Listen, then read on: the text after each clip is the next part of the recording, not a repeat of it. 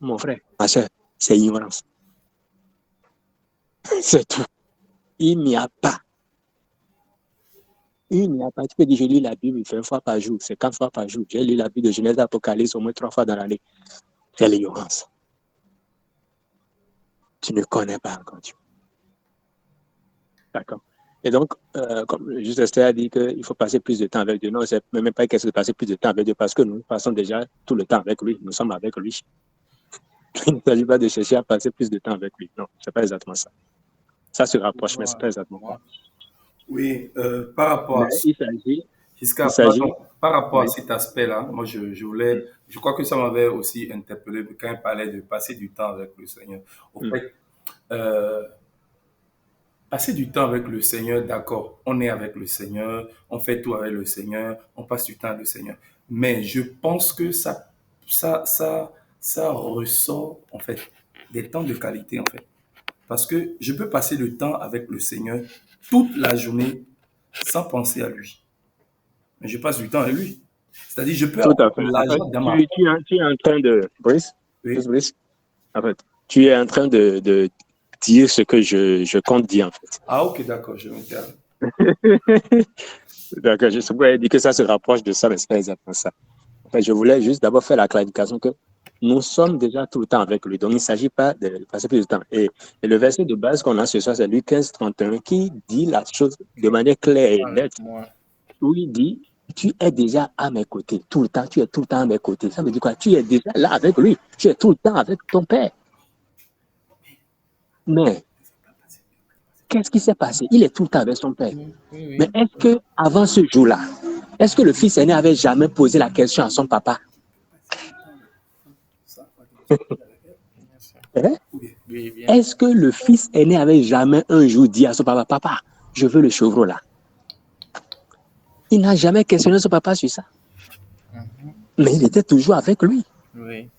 Donc, le problème, ou si on veut répondre à la question de comment en profiter, le premier point, c'est de pouvoir valoriser notre communion ininterrompue avec Dieu. Amen. Parce que la Bible le dit, nous sommes déjà dans une communion ininterrompue avec Dieu. Romains 6 le dit, c'est 11. C'est un acquis. Je ne vais pas dire à quelqu'un, va chercher Dieu. Non, tu es déjà avec lui, il n'y a pas de souci. Mais est-ce que tu valorises ça? Quand Jésus est venu te mettre dans une communion ininterrompue avec Dieu, là, c'est pourquoi? C'est pour les beaux yeux, tes beaux yeux. C'est pour que tu puisses te vanter de ça devant les gens. Non, c'est pour un but. C'est à toi de valoriser ça. Le fils aîné n'a jamais valorisé. Il était toujours à côté de son papa, mais jamais il n'a discuté avec son papa sur de tels aspects. Jamais il n'a discuté avec son papa sur ce qui est à son papa. Jamais. Donc, valoriser, il a eu de valoriser notre communion ininterrompue avec Dieu qui est déjà un acquis. Nous devons valoriser ça. Comment on valorise ça? En discutant avec lui. En contemplant ce qu'il a mis disponible pour nous. En pensant constamment à lui, en ayant nos pensées constamment sur lui, en fait, sur ce qui est à lui, en discutant, en lui posant des questions, en le questionnant pour dire, Seigneur, telle chose. En lui exprimant ce dont on a besoin. Ah, papa, j'ai telle situation et j'ai besoin de telle chose. Père, oui. En extériorisant nos ressentis. Il a fallu que le fils aîné exprime son ressenti devant son papa pour qu'il sache que tout ce qui est à son papa est déjà à lui. Sinon, il ne savait pas. Pendant longtemps, il était à côté de son papa, mais il extériorisait tous ses ressentis. Tout ce qu'il subissait, tout ce qu'il avait. Il le gardait dans son cœur. Il dit, mon papa est souffert. Oui, Dieu est souffert. Il gardait ça dans son cœur. Mais ça lui faisait mal. Il n'était pas épanoui. Pourquoi? Parce qu'il il était à côté de son papa, mais il n'a pas valorisé. Et c'est ça, en fait, l'aspect de moment de qualité dont le juge Brice est en train de parler. En fait. Il s'agit donc de valoriser un peu comme un homme et une femme. Vous êtes un couple, vous êtes mariés. Oui, vous êtes ensemble. Vous êtes unis, c'est un fait. Ça ne changera pas. Vous êtes dans le même, vous dormez sur le même toit. Mais vous pouvez dormir sur le même toit, dormir sur le même lit. Vous douchez dans la même douche. Manger à la même table. Aller au boulot dans le même véhicule. Ça se passe. C'est une réalité naturelle aujourd'hui. Il y a des gens qui font ça. Il y a des couples qui font ça. Mais sans pour autant savoir quel est le défi de l'autre. quelle est la situation que l'autre traverse et pour laquelle toi, tu as déjà la solution. Pour que...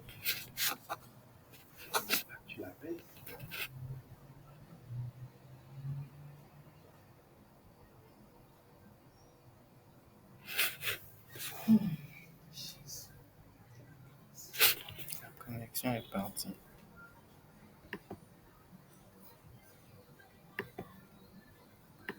Tu fais quoi? Et c'est ça le père lui fait comprendre en disant, mais il faut profiter. Il dit, c'est à toi d'en profiter. C'est à nous de profiter de ce don merveilleux qui est que Dieu habite en nous. Bien aimé, nous n'avons pas idée de ce que ça signifie. On ne profite pas de ça. Je vous assure, si on profitait de ça, là, il ne se fera pas un jour, tout le temps, tout ne sera pas en train de questionner le Seigneur. Le Dieu vivant, lui-même, vient habiter à l'intérieur de toi. Vous savez comment le peuple d'Israël faisait avant de communiquer avec Dieu? Lisez la Bible. Allons dans l'Ancien Testament. Moïse, Dieu dit à Moïse, Dieu convoque Moïse, dit, viens me voir sur la montagne. Moïse va sur la montagne, il fait des jours affamé, sans manger, sans boire. Il ne trouve pas Dieu. C'est Dieu qui l'a convoqué. C'est pas Moïse qui s'est le coup de Dieu chercher Dieu. Non. Dieu, Moïse était avec le peuple, ils étaient là. Avec sa femme et ses enfants, ils étaient là. Et Dieu dit, Moïse, viens me voir sur la montagne. Moïse laisse tout. Vous imaginez, un père de famille, il laisse tout et il monte sur la montagne. Et il attend. Il ne voit pas Dieu. Dieu ne lui adresse pas la parole. Pendant plusieurs jours, il était là, sous le soleil, sous le froid, sous la pluie, sous la rosée. Il ne voit pas Dieu pendant des jours. Mais parce que Dieu lui a dit, viens me voir là-bas, il ne peut pas bouger, il est resté là. Jusqu'à ce que il entend finalement une voix. Après plusieurs jours, et Dieu dit, l'Éternel, l'Éternel. Là, la colère, riche en compassion. Ah, c'est comme ça que Dieu se présente à lui. Après plusieurs jours. Et c'est là que Moïse a quand même maintenant pas discuté avec Dieu, pas questionné Dieu, pas demandé l'indulgence de Dieu par rapport au peuple et tout. Mais nous, ce n'est pas notre cas. C'est ça. Vous voyez ce que Jésus a fait pour nous. Vous comprenez l'œuvre de Christ, ce que ça nous a apporté. Mais nous, désormais, aujourd'hui, ce n'est plus ça. Le Dieu là, pour lequel il faut aller d'abord sur une montagne. Vous imaginez Moïse, hein, après de 100 ans, qui va... Je veux qu'on rentre dans le contexte. Des fois, on lit les passages bibliques, on pense ça juste comme ça. Mais imaginez, Moïse avait plus de 80 ans. Et il va monter les marches d'une montagne. Montagne, aller jusqu'à au sommet d'une montagne. Il a payé un prix. Mais nous, on n'a plus ce prix à payer. Le Dieu l'a fait déplacer pour venir habiter en nous. Sous l'ancienne alliance, il fallait se déplacer. Il est dans ton corps, là où tu es présentement, mon frère, ma soeur. Dieu à l'intérieur de toi. Regarde ton corps. Je veux que tu regardes ton corps. Regarde ton corps là où tu es maintenant. Et prends conscience que le Dieu est à l'intérieur. Dieu est à l'intérieur. On n'a pas de jeu. On est dans du concret, on est dans du sérieux. Est-ce qu'on sait de qui on parle? Dieu est à l'intérieur de toi. Le Dieu que Moïse allait chercher à la montagne, le Dieu que Élisée et Élie allaient chercher sur des montagnes, il est à l'intérieur de toi. Il est à l'intérieur de moi, là, maintenant.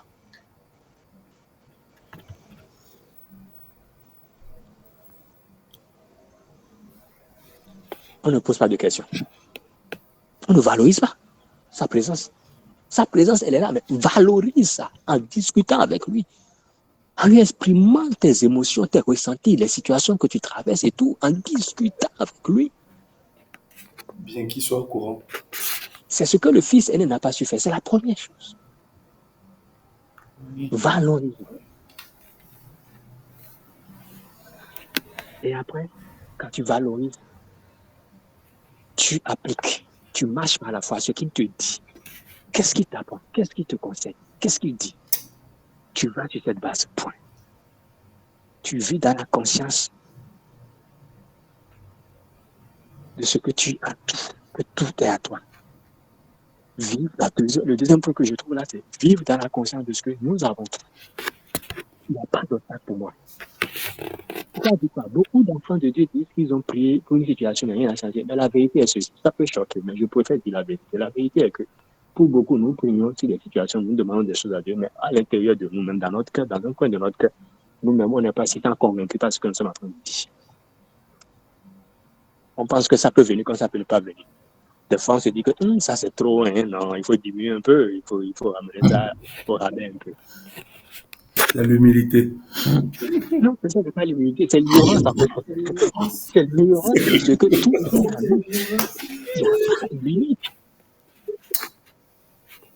C'est l'ignorance. C'est l'ignorance de ce que tout est à nous. C'est l'ignorance de ça en fait. D'accord? Nous avons la plénitude déjà. Nous avons la plénitude. Nous avons déjà la plénitude. Oh, Seigneur. Attends, je vais lire Colossiens 2, verset 10, dans la version TPT, je crois. Oui, Colossiens 2, 10 dit, et notre propre plénitude se trouve maintenant en lui. Notre propre plénitude, quand on dit ça, ça veut dire quoi? Ta plénitude sur le plan spirituel, sur le plan financier, sur le plan familial, sur le plan professionnel, sur le plan relationnel. On dit ta plénitude se trouve en lui. Je continue. Nous sommes complètement remplis de Dieu. Ah, God. Vous comprenez ce que ça signifie? Nous sommes complètement remplis de Dieu. Alors que la plénitude de Christ déborde en nous. Alors que la plénitude de Christ déborde en nous. Il est le chef de chaque royaume et autorité dans l'univers. Vous imaginez, on dit celui-là qui est le chef de chaque royaume et autorité dans l'univers. Ça veut dire quoi? Le chef du... je vais choquer. Le chef du royaume des ténèbres aussi, c'est Jésus. Le chef du royaume des ténèbres fait quoi? C'est Jésus.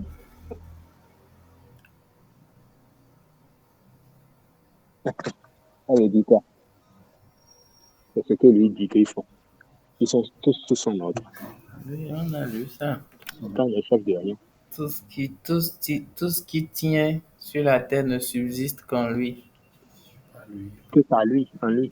Donc, sans lui, rien ne peut tenir aucun royaume. Quand on parle de royaume des ténèbres, le royaume des ténèbres ne peut pas tenir sans Jésus. Ils sont sous ordre de Jésus. Et ce Jésus-là, on dit que la plénitude de ce Jésus déborde en nous. Et toi, tu vas dire que des forces des ténèbres vont te nuire, alors que le chef de tout royaume, et de toute autorité, on a dit le chef de toute autorité, ça veut dire quoi? Vous mettez tous les autorités sataniques, on dit le chef. C'est Christ. Et la plénitude de ce Christ, ça déborde. Ce n'est pas qu'elle est en nous, mais on dit ça déborde. Et God tout fera quoi? Et tout déborde en nous.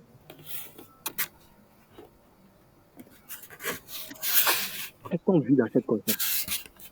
Quand tu vis dans cette conscience, face aux situations, ton attitude va être différente. Ta réaction sera différente.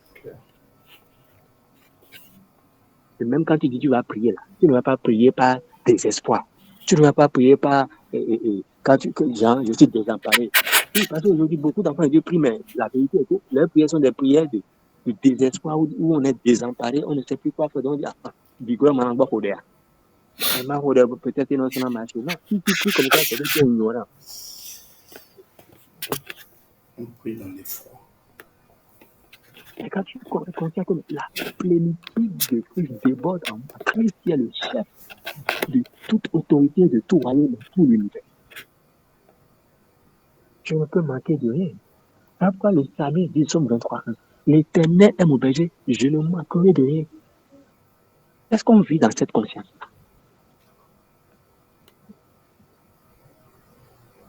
Ce n'est pas Dieu donne-moi, non, mais en fait, je ne sais pas si vous arrivez à comprendre le point que je veux soulever là, en fait. C'est que c'est de vivre dans la conscience de ce que nous avons déjà tout. Parce qu'aujourd'hui, beaucoup prient pour avoir. Non, quand la situation vient, la situation ne dit pas que tu es dans le manque. Non. La situation, ça c'est important. La situation que tu vis, qui vient, n'est pas là pour indiquer que tu es dans le besoin. Mais elle est là juste pour que tu puisses profiter de la provision qui est déjà disponible.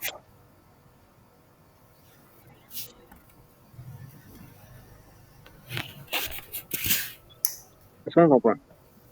Une situation de maladie ou de chômage ou de financière, ce n'est pas venu pour indiquer que tu as un problème de santé. Ce n'est pas venu pour indiquer que tu n'as pas d'emploi. Ce n'est pas venu pour indiquer que tu n'as pas d'argent. C'est indiquer un manque d'argent. Donc, c'est pas ça. Mais la situation est venue juste pour pour que tu puisses profiter. C'est une opportunité. Pour que tu puisses enfin commencer par profiter de la santé divine, profiter de la guérison, profiter de la puissance de la guérison, profiter du miraculeux de Dieu, profiter des bienfaits de Dieu, profiter de l'abondance du ciel. C'est tout. C'est tout. Profiter de la Seigneurie de Dieu.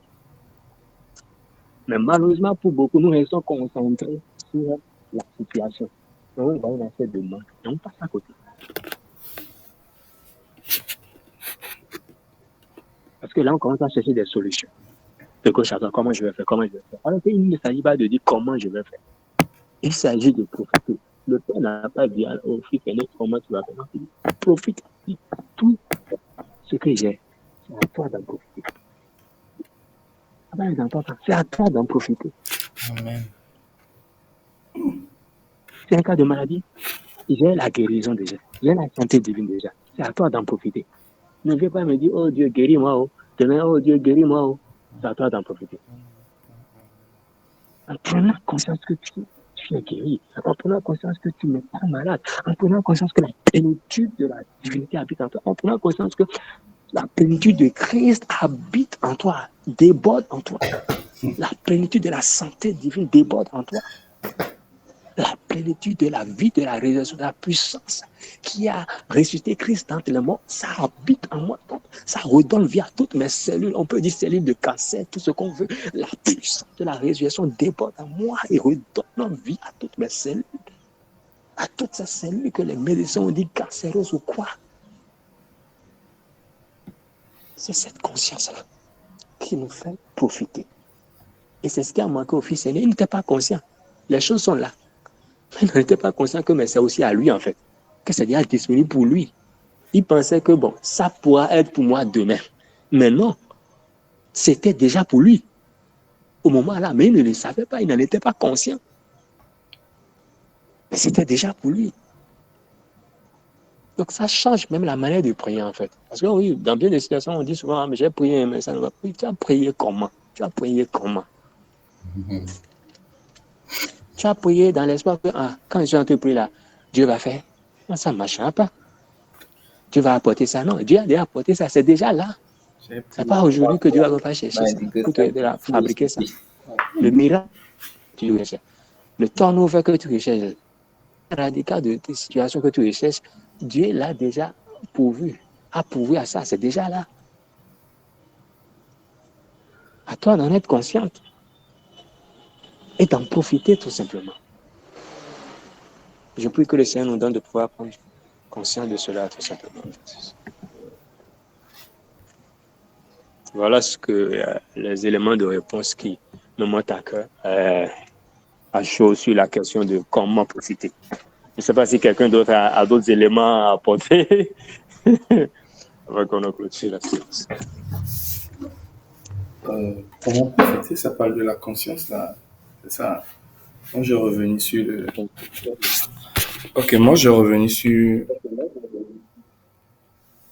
Vous me suivez? Oui, oui. Ok. Je cherche Oui, le message là. Ok. Il dit, le Père dit, mon fils, tu es avec moi, à mes côtés. Tout ce que j'ai, c'est à toi d'en profiter. Et la question c'est, comment en profiter? Euh, est-ce a dit que si je résume, je ne sais pas si peut-être j'ai perdu de vue parce que je cherchais peut-être quelque chose aussi dans la parole. Est-ce a dit que c'est l'absence d'ignorance? C'est ça, hein? Ne plus être ignorant qui va me faire profiter de ça. C'est ça? Non. Quelque part, moi, je dirais hein, que moi, je ne suis pas satisfait. Je ne suis pas satisfait totalement en ce sens que si c'est l'ignorance qui est le problème, est-ce que l'ignorance ici rime avec le fait que l'enfant Oui, l'aîné qui était dans la maison était ignorant de la présence du veau dans la maison. Ok, donc son ignorance c'était vis-à-vis du fait qu'il pouvait en disposer. C'est ça, hein? Ok, d'accord. Là, je comprends mieux. Parce que je viens comme tout le monde, voilà, pour mieux comprendre. Donc, l'ignorance du fils aîné dans la maison, c'était dû au fait que il n'avait pas connaissance que ça était à lui. Ok. Mais il savait, mais il avait connaissance qu'il y avait un veau là. Donc, le tout ne suffit pas que le don de justice est disponible. Mais c'est de savoir qu'on peut en jouir. Ok.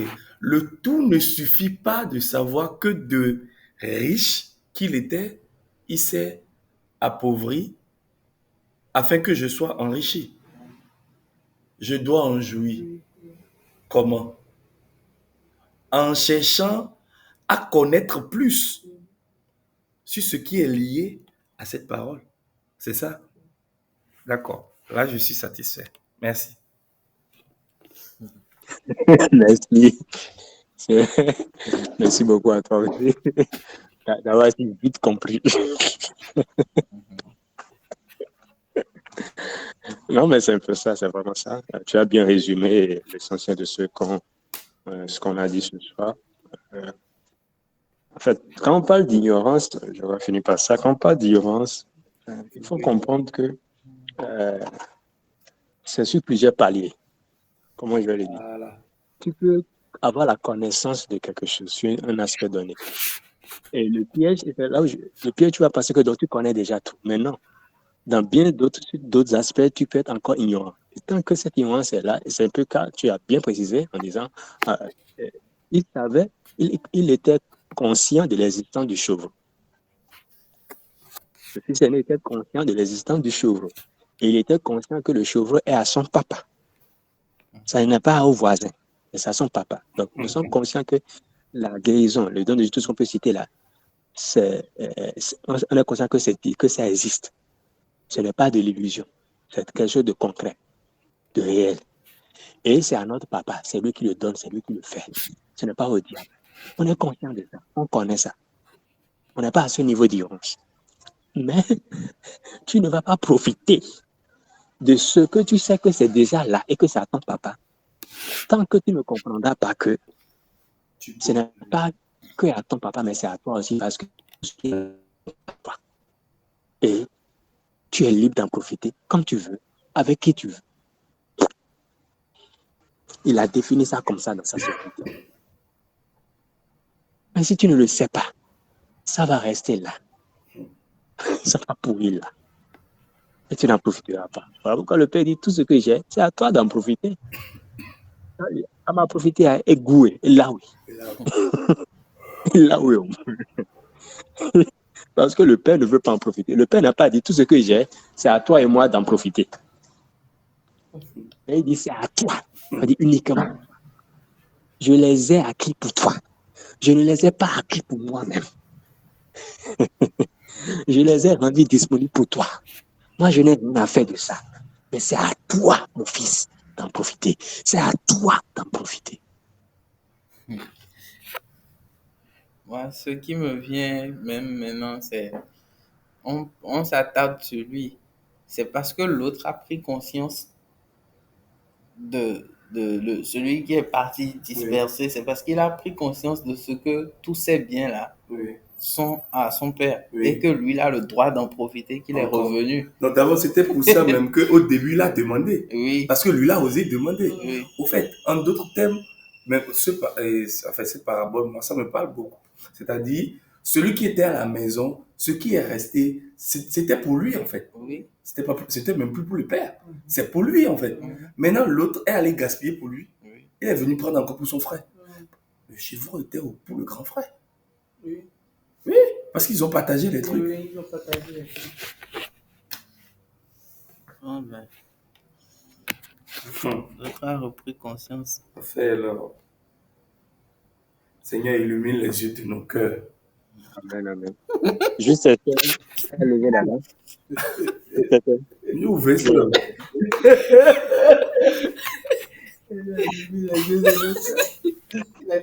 Oui. S'il te plaît, tu as la parole. Ok.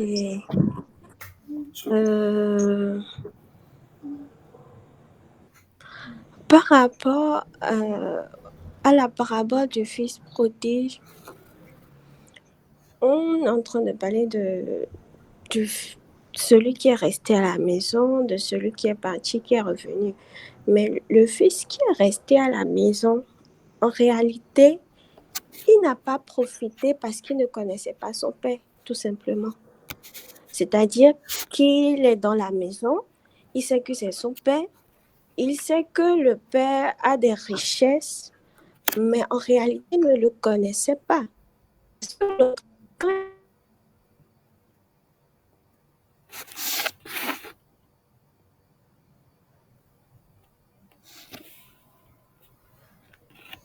Qu'il a vécu, il s'est rappelé.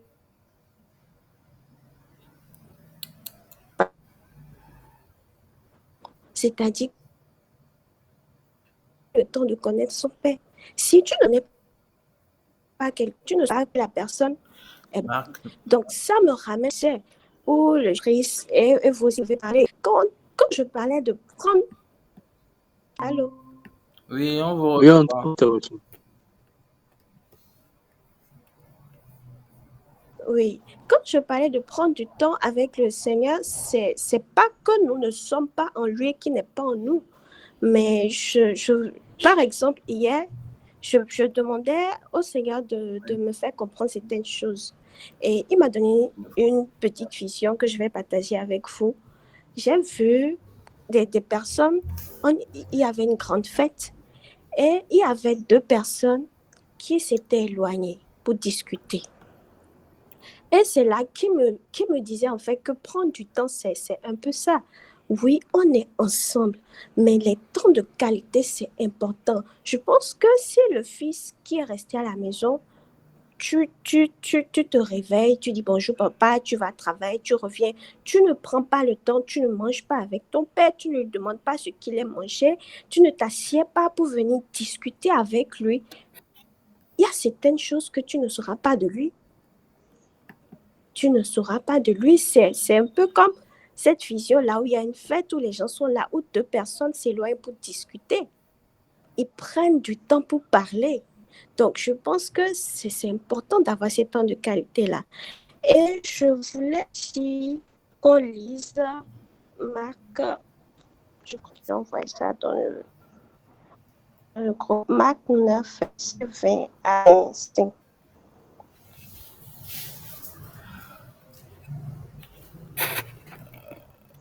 La version... Je lis. Ok, vas-y. Ok, à partir du verset 20. Et aussitôt que l'enfant vit Jésus, l'esprit l'agita avec violence. Il tomba par terre et se roulait en écumant. Jésus demanda au Père combien y a-t-il de temps que cela lui arrive. Depuis son enfance, répondit-il. Et souvent, l'esprit l'a jeté dans le feu, dans l'eau, pour le faire périr. Mais si tu peux quelque chose, viens à notre secours. Aie compassion de nous. Jésus lui dit, si tu peux, tout est possible à celui qui croit. Aussitôt, le père de l'enfant s'écria, je crois, viens au secours de mon incrédulité. Je m'arrête là. Tout à l'heure, quand le juge Giscard parlait, il disait que parfois on priait, mais qu'on se dit qu'on n'a pas eu de résultat et que peut-être que quelque part on doutait dans notre cœur. Mais depuis quelques dimanches, il y a ce passage-là qui est dans ma tête. Le Père dit, je crois, viens au secours de mon incrédulité. Donc, c'est une question que je suis en train de poser. Il a douté quelque part, mais il a demandé au Seigneur de venir au secours de son incrédulité. Donc, moi, je crois que nous ne devons pas nous efforcer à dire que je ne vais pas douter. Ça ne vient pas de nous.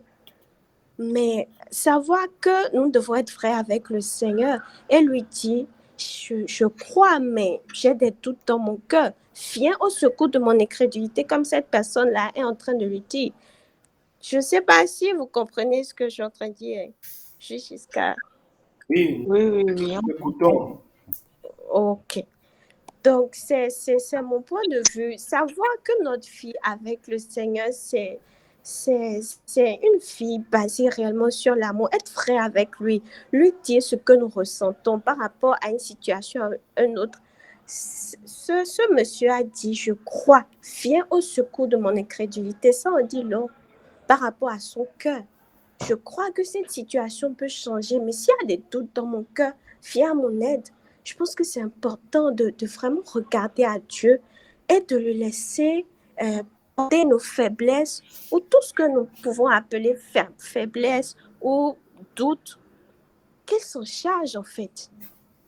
Qu'il s'en charge et qu'il nous fasse vivre sa gloire. C'est ce que j'avais à dire. Amen. Ok, amen. Merci beaucoup, juste Esther.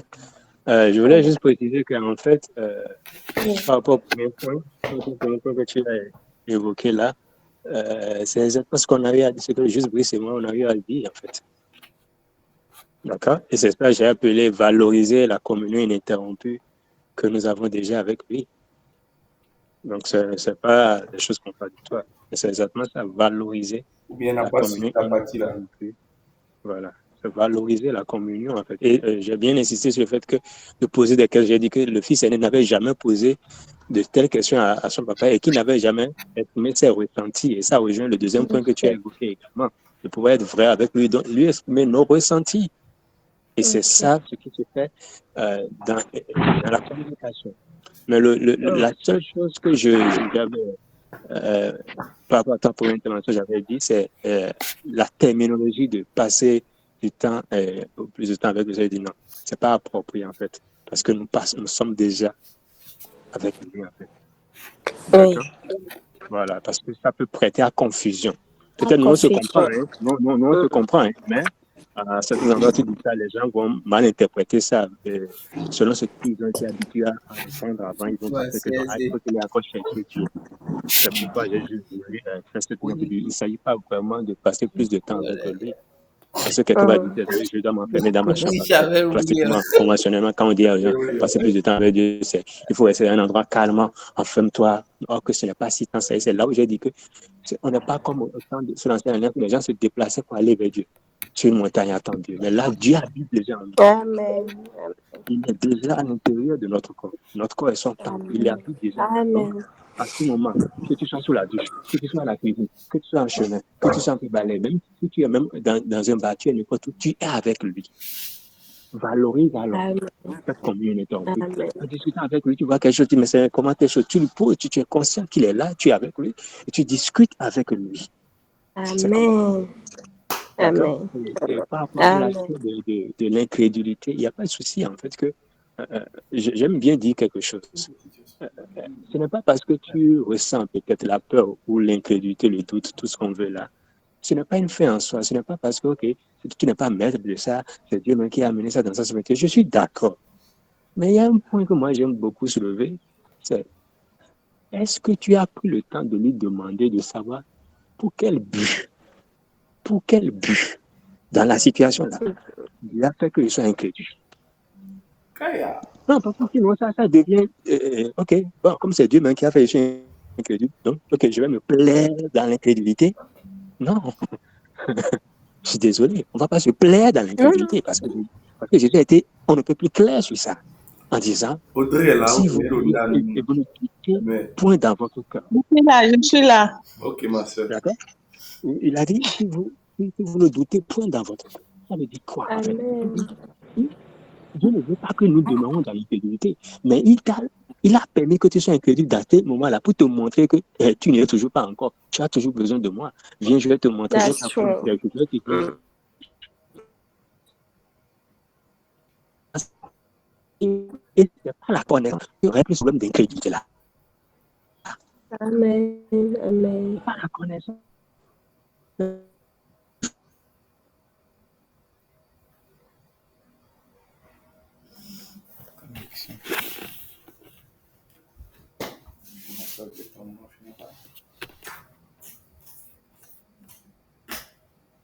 La connexion de la maison. Et non que tu t'arrêtes à ce niveau-là, que tu prennes siège sur le banc de l'incrédulité pour dire, bon, je vais me voter sur le banc de l'incrédulité. Non, Dieu ne te veut pas sur le banc de l'incrédulité. Amen. Parce qu'il n'est pas un Dieu d'incrédulité.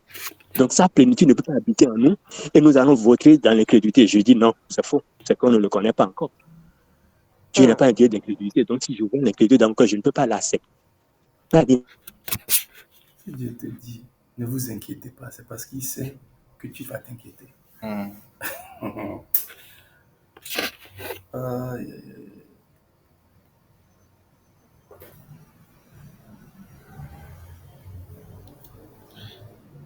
C'est un travail de Farid. Tout simplement. Et ma prière devient plus efficace.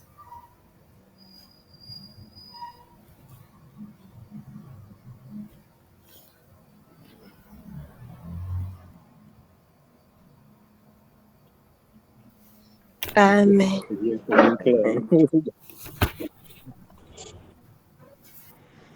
Amen. Est-ce qu'on peut lever la voix? S'il n'y a pas d'autres interventions ou questions, on va rendre ça. Te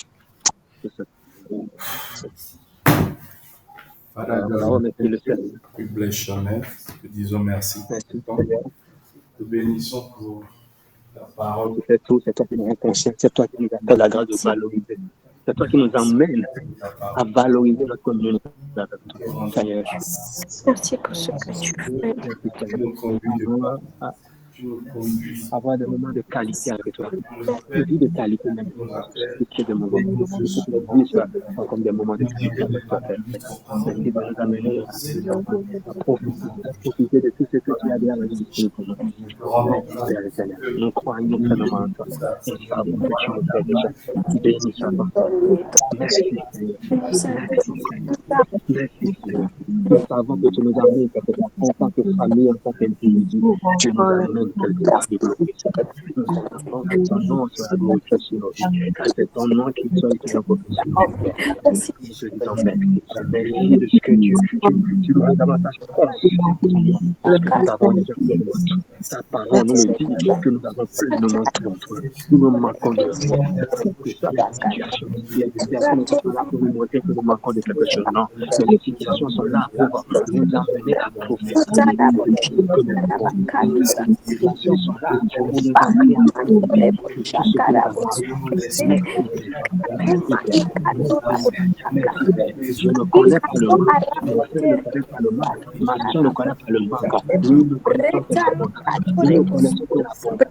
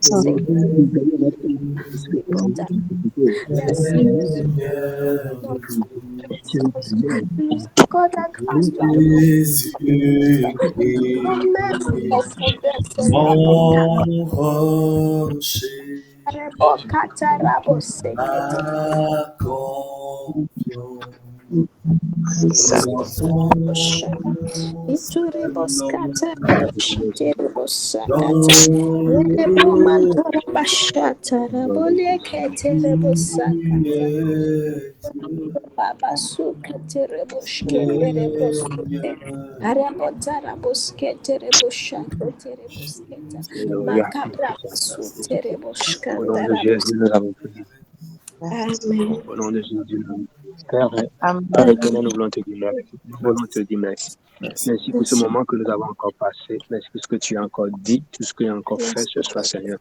Merci de ce que oui, tu nous emmènes dans une ère de profit, une ère où nous allons profiter. Oui, après avoir connu, il faut profiter. Après qu'on t'ait montré ce qu'il y a à toi. Après qu'on t'ait montré ce que tu as droit, il y a un temps maintenant pour en profiter. Et nous croyons que nous sommes dans ce temps où nous allons en profiter, Seigneur. Tu nous emmènes, Seigneur. C'est toi qui nous y emmènes. Nous n'avons pas la capacité d'y aller. Nous n'avons pas la capacité de nous y amener. Mais c'est toi-même qui le fais au travers de la révélation de ta parole, au travers de la révélation de l'évangile de Christ, au travers de cette vérité que tu nous révèles, sur laquelle tu insistes pour nous, dont tu nous donnes davantage conscience. Nous y croyons et nous allons en profiter pour la seule gloire de ton nom. Ce n'est pas le nom de tout que soit d'autre qui est invoqué sur nos vies, mais c'est ton nom. C'est toi qui habites en nous. C'est en toi que nous habitons. Seigneur, nous te disons merci. Merci, Seigneur. Thank you, Jesus. Thank you, Father. Thank you, Lord. Merci de nous donner de mieux te connaître, de valoriser notre communion ininterrompue avec toi. Seigneur, d'apprécier la vie unie à toi, Seigneur, de te poser des questions, de discuter avec toi, de t'exprimer nos ressentis, de t'exprimer nos émotions, de t'exprimer tout ce que nous ressentons, à ce que nous voyons. Seigneur, de tout te dire, Seigneur, de vivre comme si tu es vraiment notre confident, de te voir comme notre confident. Amen. Ce que nous cachons aux uns, ce dont nous avons peur, nos appréhensions, de nous ouvrir totalement, de tout te dire, même si tu sais toutes choses, c'est une expression de confiance, c'est une preuve de confiance. Nous montre qu'on te fait confiance, Seigneur. Quand demain tu connais des choses, tu veux que nous puissions nous-mêmes ouvrir nos bouches et te les dire. Cela te fait plaisir, Seigneur. C'est ce que tu aimes. Merci de nous amener à ce niveau, Seigneur, de relation, de communion avec toi. Merci, Seigneur, de nous rendre conscients de ce que nous avons déjà tout. Les situations qui viennent ne sont pas là pour indiquer un problème de manque dans nos vies, non, mais elles sont juste pour nous amener à profiter de la provision qui est déjà disponible, de ce qui est déjà juste pour nous inciter à profiter. Les situations-là sont juste des incitateurs ou des catalyseurs pour nous amener à profiter de ce que nous avons déjà, qui est là depuis des mois, des années, des siècles, depuis plus de 2000 ans. Nous avons déjà tout. Jésus a pourvu à tout. Il a déjà tout disposé pour chacun de nous. Merci, Seigneur. Merci, Seigneur, car nous entrons dans cette ère de profit, dans cette ère de profit, dans cette ère de profit pour la seule gloire sur tous les plans, Seigneur. Nous allons profiter. Tu as dit, vous allez vous nourrir des meilleures productions du pays. C'est ce que tu as dit. Merci, parce que cela notre place sur le plan spirituel, sur le plan financier, sur le plan professionnel, sur le plan conjugal, matrimonial, sur le plan familial, relationnel, à tous les égards. Tu nous as mis dans une ère de profit à tous les égards. Sur le plan de la santé, tu nous amènes dans une ère de profit. Nous allons profiter de la santé divine qui est déjà disponible pour nous. Nous allons profiter de la guérison divine qui est déjà disponible pour nous. Nous ne venons pas pour demander la guérison. Non, c'est ça. Nous n'allons pas prier pour demander la guérison. Nous n'allons pas prier pour demander la santé.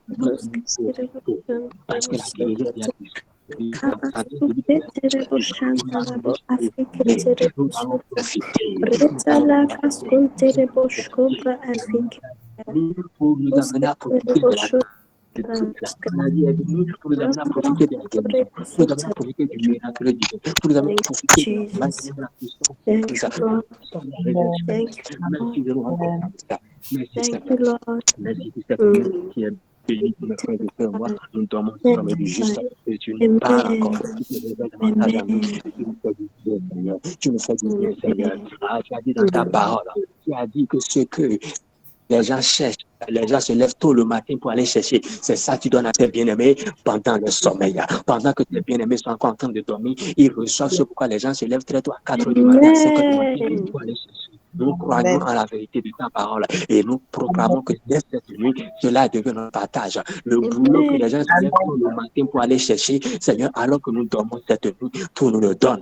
Les ressources financières que les gens se lèvent très tôt pour aller chercher, notamment cette nuit, pendant que nous dormons, tu nous le donnes. Seigneur, la guérison que les gens recherchent en se levant très tôt le matin pour aller de péticheur en hôpital, de péticheur en péticheur, de marabout en marabout, cette nuit, pendant que tu nous le donnes, Seigneur, le mariage que les gens recherchent en se levant très tôt le matin, en allant de gauche à droite, de lieu en lieu, de séminaire en séminaire, de prophète en prophète, Seigneur, pendant notre sommeil, tu nous le donnes. Tu nous le donnes. Tu nous le donnes. Nous profitons de cela. Nous profitons de cela parce que c'est déjà disponible. C'est déjà en notre nom. Nos noms sont inscrits déjà. Et nous profitons de nous pour la chair gloire de ton nom suprême. À toi la gloire, à toi l'action de grâce, à toi nos acclamations, maintenant et à jamais. Thank you, Jesus. Thank you, Au nom de Jésus, nous avons prié. Shalom. Shalom. Shalom. Yes. Au revoir. Au revoir. Des flancs. bien. Je sais. En close sur Robendo, il y en a des flancs. Ils sont tous fatigués. Oui, il a déjà coupé. Ah. Mal au cou, bizarrement là. Ce truc, je le veux. Comment ça s'appelle? Moni est chez toi, non? Non, Elle est repartie. Au fois, ça tombe dedans. Baby sister, comment on dit? Au coup d'assaut. Mais daddy sister, au caméro. À l'infini.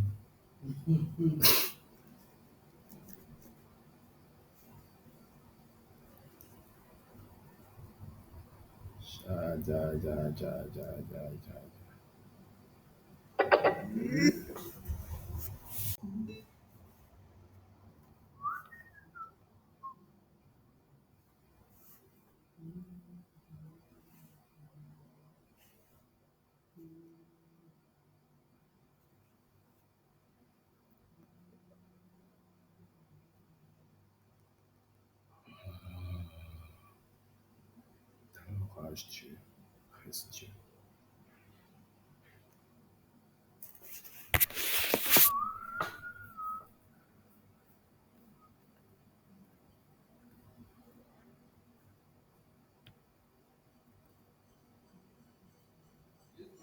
Oui.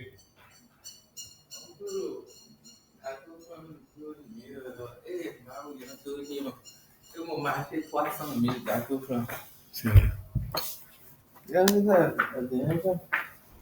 Hein? 300 000 pour un mariage. Ouais, on va faire une photo là. 300 000. Il a pris 300 000. Il leur a fait ça à 1000 francs. Et ouais, bro, c'est vraiment les délices de caca. Je vous montre. Hein? C'est qu'elle est liée dans le petit vocal. Waouh. Il a fait 300.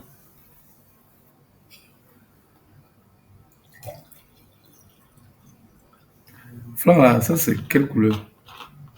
Non, c'est toujours le même. Juste qu'il a fait ça dans des bocals et le truc est resté en bas. Je vous montre.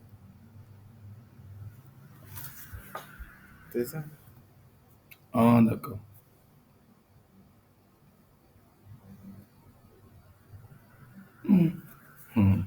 Les gens aimaient apparemment, il a dit. Parce que lui-même, il est allé au mariage. C'est le mariage où on est allé vendredi soir. Ah, tu me parlais de ça. Oui.